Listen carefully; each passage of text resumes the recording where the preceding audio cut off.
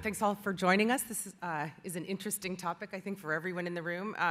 We're going to kind of dissect the decision and the steps that they took at Dick's Sporting Goods in making the decision to remove firearms from their store. And I want to kind of go through the tick-tock of how it went, or at least my understanding, and then ask Peter to kind of tell us what it really felt like. But days after the shooting, Dick's Sporting Goods decides to stop selling the specific weapon that was used in the shooting. A few months later, they decide to take guns out of 10 more stores. That goes well, sales are doing okay, and so you make the decision to pull guns and ammunition from an additional 125 stores in March 2019, and by March 2020, you were quadrupling that to 440. There was some risk in it, but when I lay it out like that, it seems like it's such a no-brainer. It seems like you had some kind of a playbook, and you thought, like, we'll do this, and then we'll do this, and then the next thing will happen.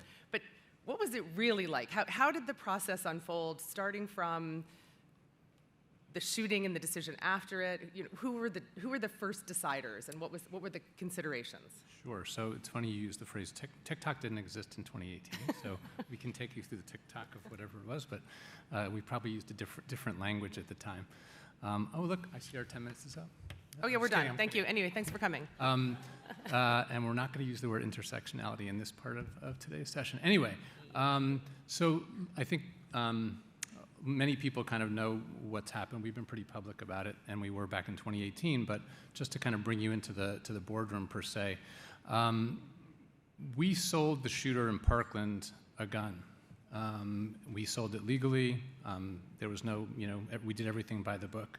It was not the gun that he used in the shooting at Parkland. But when we found out that even though we did all the right things and went through all the right processes, he was still able to purchase a gun, that's when our CEO and chairman, Ed Stack, at the time said, you know what, we can't be a part of this story anymore. That getting those phone calls or emails saying that we sold this the shooter a gun. So really, it was his first decision, right? And as the CEO, and his father was the founder of the company. But obviously, we're a public company. We can't just unilaterally make decisions. So at that point, he said, hey, we really need to think about this. So of course, convened our CFO and our president at the time and said, hey, I really think we need to do this. Are you kind of on? What do you all think, right? So I think there was unanimous. It was pretty unanimous right at the start, saying we do need to take this action. The first step, which was stop selling. Stop selling assault rifles and raise the age to 21. Like right away, there was no barriers to kind of getting that across the finish line. Yeah. But of course, there are implications across the board, right? There are financial implications. There are government affairs implications. We have vendor implications. We have, and most importantly, honestly, for Dick's Sporting Goods, we have 50,000 employees, what we call teammates, across our network. And if the experience was going to be different in stores, obviously we had to tell our teammates as well. And the teammates, we wanted them to feel like they were an important part of the process, I should say. So we do what I think a lot of companies did at the time and said, okay, this is the decision that we're comfortable with. What are all the different parts of the business that we need to kind of communicate with and get their buy-in and understand, what the implications are. And did you set a timeline for that? So did you have a matrix or something that you were working off of, that led you through a process where you imagined how long it would take, or what would if this happened, then you would do this, or was it a more organic experience for you? I would call it more organic. I wish I could say that it was there's not a definitive playbook, for something like this. But I think we were intentional about. Well, I should say we were intentional about communicating it externally, but there wasn't necessarily consensus around that at the outset, right? So many things that we do at the company, we just do them because we think it's the right thing to do. We don't send out a press release every time we do something, right? Right. So in this situation, Ed felt it was important to communicate externally because it was an important issue and because it was a topic that we actually knew something about because we sold firearms. Right. So we could take a stand and we could, talk about it in a very credible way.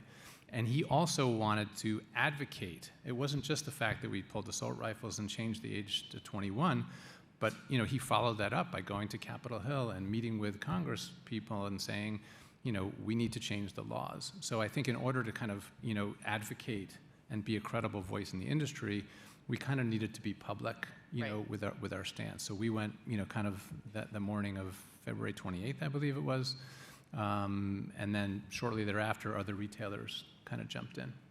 Right, and I remember that. It was later in the day, Walmart came on and a couple of others. Talk about your shareholders a little bit. So, you take a stand like this, you're sort of bracing yourself for the potential of loss of profits and loss of sales. What are your shareholders saying to you as this is going on? How are you communicating it to them, and what are they communicating back that you need to respond to? Sure. So we were very transparent right from the start. We estimated that we were going to lose approximately $250 million of revenue with this decision. It was a combination of merchandise that we weren't going to sell, specific to firearms, and the adjacent merchandise that a firearms customer, might come in and purchase, whether it's apparel or things like that. So we kind of, and it was a guess, right? I mean, it's not an exact science. Yeah. But we kind of used a little bit of science and a little bit of guessing to say, okay, this is approximately where we think we're going to end up. And that is kind of where we ended up. Yeah. And initially, obviously the analysts don't love it when you're revising your guidance and saying you're going to be, $250 million in the hole when it comes to revenue. But I think we gave them confidence that, we're not just going to leave we have 50,000 square feet of space in our stores. We're not just going to leave it blank. Right? Right. We are going to replace it with merchandise that we think can, we will be able to sell. Well, So we didn't get punished. I think this, we have a pretty good track record of meeting our expectations. So as long we were just very honest and said, hey, we're definitely going to lose some revenue. Over time, we think we can replace it. We don't have exact numbers today, but you have to just believe us that we kind of know what we're doing. Yeah. And that's fortunately how it turned out. And what did you replace it with? What did you fill the store back up with after you took the firearms out? We filled it up with baseball product and apparel, and I mean we have so many things that I feel like that's the story you should tell. I love that part. Yeah.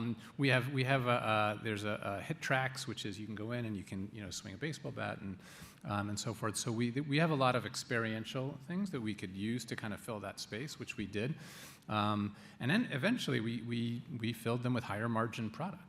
Yeah. That sold really well. So we were able to get our business right back to where we wanted it to be. So it turned out that, from a revenue standpoint, it ended up having a neutral to positive impact. That's great. And, I think so often we think about the brand and the visibility and Wall Street and shareholders, but as we sort of come into the end here, what was the experience in the stores? Your teammates who work for you and, who are delivering product every day to consumers, how did they react to all of this? Sure. So we were very clear with the statement that we put out, right? We said right at the beginning, we believe in the Second Amendment and we believe most gun owners are law-abiding citizens. However, we think we need to do X, Y, and Z. So most of our teammates understood exactly where we were coming from. Now, we did have about 60 employees leave the company. They didn't agree with our decision. We knew that was going to happen. We anticipated, it wasn't going to be, 100% of 50,000 is kind of hard to hit. Yeah. But that was okay. And we said to them, hey, if you want to come work at the company, we understand completely. Why you don't feel comfortable working here, but this is our decision. We're not backing off of this decision, but we understand. If you want to come back, 2 years later or a year later, if you change your mind and want to come back and work for Dick's Sporting Goods, we will welcome you back with open arms.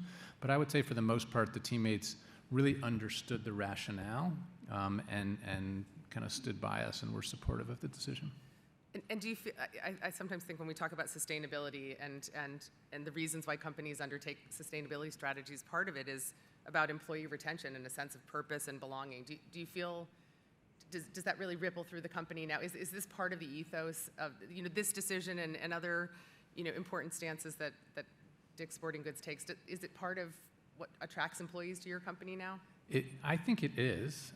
In 2018, there was no way we were thinking about that at the time, honestly. But I think what we've seen in the last, maybe 3 years or so, I guess, post-COVID, really more recently, I would say, is that our younger employees and our prospective, younger employees are really looking to understand what the soul of the company is, right? And that's kind of the S, right? So the soul of the company, whether it's around firearms or anything else that we're doing, they want to know what we're doing in sustainability. They want to know what we're doing in DEI. They want to know a little bit more about our firearms decision. They want to know what we're doing with public lands and conservation and things like that. So the questions do come up. I wasn't working for the company at the time, but I'm guessing in 2015, 2016, 2017, when teammates were interviewing at Dick's Sporting Goods. Yeah. It was mostly like, what's my salary and when can I start? But now people, we are definitely seeing a huge uptick in prospective employees asking us very direct questions about how we think about, these types of issues. That's great. Well, we're at time. Okay. I just want to leave on this note. I think what Dick's Sporting Goods has done is such an exceptional model for, across all different kinds of businesses. And I think the thing that, to me, that strikes me the most about it was that it was a decision led by the heart. And I think the best sustainability strategies and the way sustainability strategies are delivered is when they are organic to the mission and the ethos of the company and come from passion and care. So anyway, thank you very much for having us. Thank you.